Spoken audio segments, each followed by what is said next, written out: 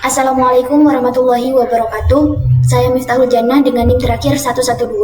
Dalam video kali ini saya akan menjelaskan tentang prosedur uji komparasi dua sampel baik yang berpasangan ataupun independen pada soal 1 dan 2 UTS Statistika Pendidikan. Berikut adalah soal yang pertama, yaitu data hasil pretest dan post-test siswa pada penerapan pembelajaran inovatif dengan syarat untuk melakukan uji T berpasangan, salah satunya yaitu asumsi data berdistribusi normal. Langkah-langkahnya yaitu yang pertama, parameter yang diuji adalah rata-rata perbedaan hasil pretest dan post-test siswa.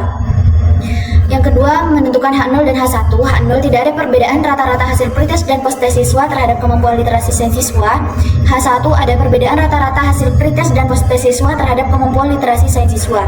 Yang ketiga, menentukan taraf signifikansi. Taraf signifikansi pada nomor 1 yaitu 5%, artinya taraf signifikan 0,05.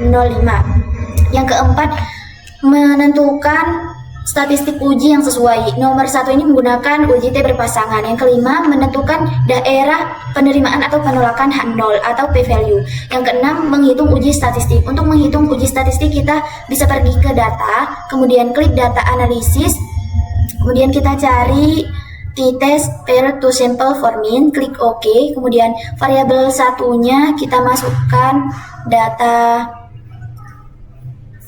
pretest. Kemudian variabel 2-nya kita masukkan data post-test.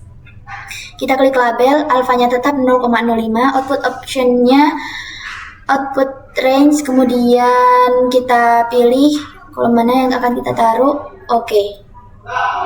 Kemudian kita rapikan tabelnya dulu. Kemudian kita pilih yang mana yang akan dianalisis, kita kasih tanda dengan menebalkannya. Ini yaitu T hitung, ini sebagai T tabel. Kemudian kita akan lihat T hitung min 6, sedangkan T tabelnya 2. Jadi lebih besar T tabel daripada T hitung. Kita lihat lagi pada gambar di samping, yang mana yang sama dengan pernyataan di samping, yaitu T hitung lebih kecil daripada min T tabel, maka tolak H0. Jadi T hitungnya min 6 lebih kecil daripada min T tabel, maka tolak H0 alias terima. Jadi di sini kita dapat menyimpulkan karena T hitung lebih kecil daripada min T tabel, maka H0 ditolak, sehingga H1 diterima.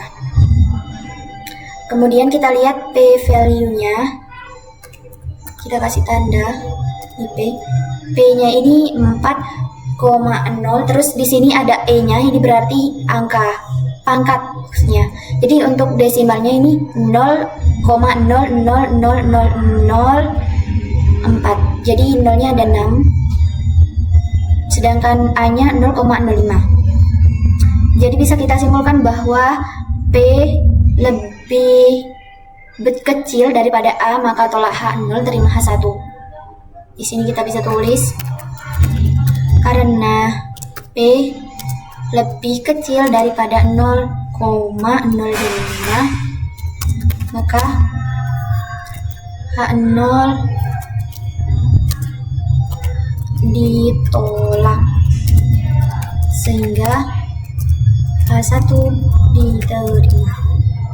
Nah, kemudian kita bisa menarik kesimpulan bahwa H1 yang diterima berarti ada perbedaan rata-rata hasil pretest dan post-test siswa terhadap kemampuan literasi sains siswa. Kita kontrol C, kemudian kita pindah ke kesimpulan. Nah, kemudian kita akan membahas soal yang kedua, yaitu data banyak istilah yang dapat dihafal oleh siswa dari masing-masing kelompok. Syarat untuk melakukan uji T independen salah satunya yaitu asumsi data berdistribusi normal.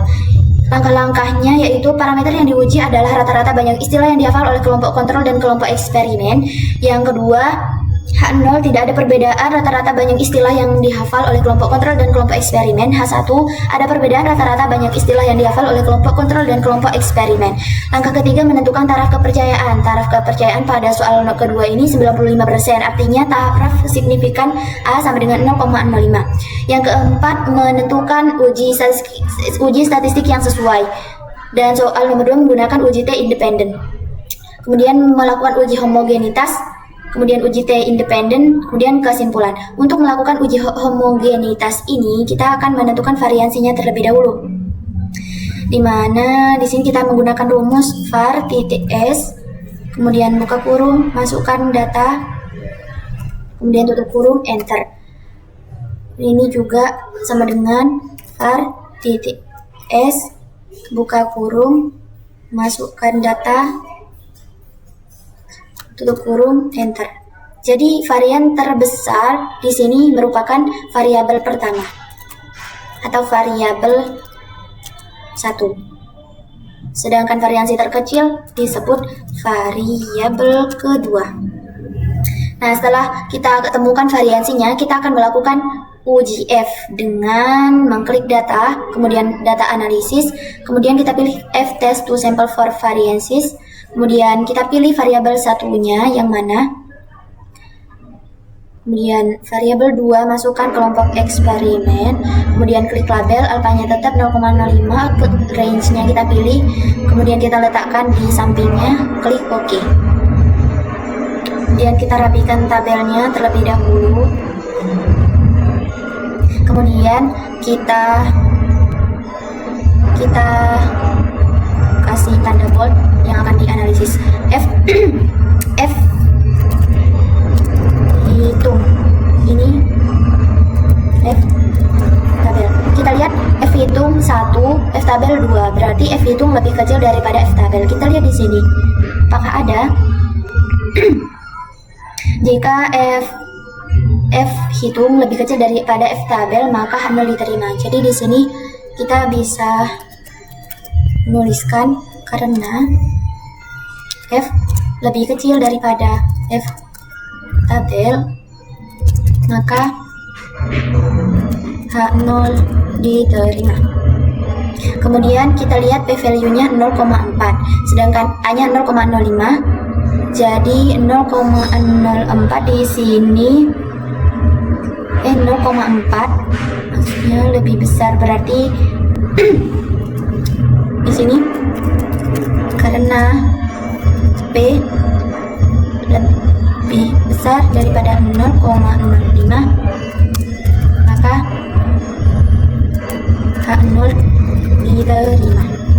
Nah, setelah itu kita akan melakukan uji T independen dengan klik data analisis, kemudian kita pilih t-test to sample assuming equal variances, klik OK, masukkan variabel 1,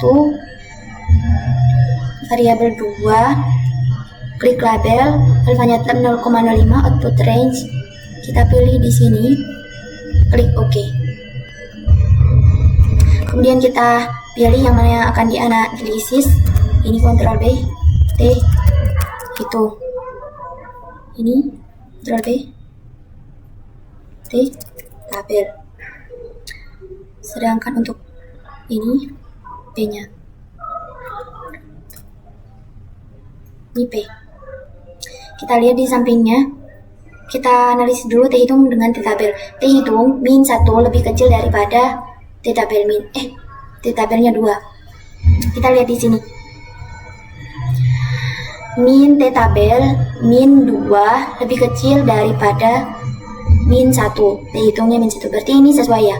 Jadi kita tulis kesimpulannya, karena min T tabel lebih kecil daripada T hitung dan lebih kecil daripada T tabel, maka 0 diterima. Kemudian kita lihat p-value-nya ini 0,2. Kita lihat di sini 0,2 dengan 0,05 lebih besar yang mana? P-nya itu.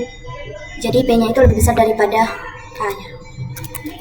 Karena P lebih besar daripada 0,05,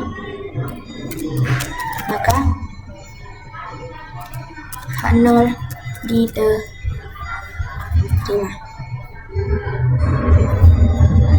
Nah, sekian video yang dapat saya sampaikan. Wassalamualaikum warahmatullahi wabarakatuh.